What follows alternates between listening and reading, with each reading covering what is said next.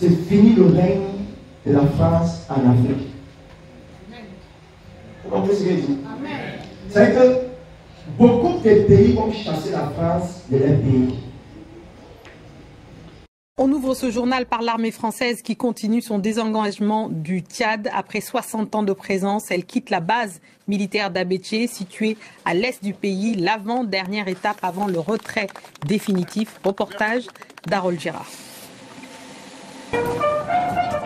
C'est plus de 60 ans de présence militaire française qui sont en train de prendre fin au Tchad.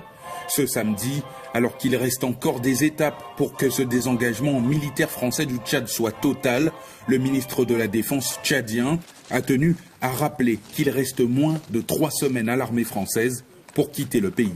C'est aussi, pour moi, l'occasion de réitérer la ferme volonté du gouvernement de respecter les échéances établies, dont la date limite qui marquera le départ définitif des forces françaises du Tchad est le 31 janvier 2025.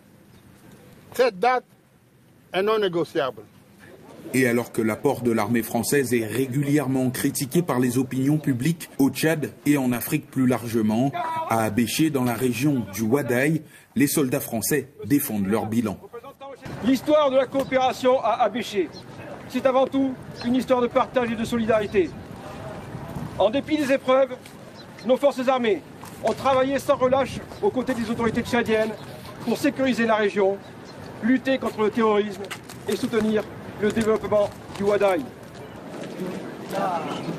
C'est environ 160 soldats français qui ont quitté la base d'Abéché ces derniers jours. Un départ plébiscité par la majorité des habitants de la ville. Certains ont réussi à y assister.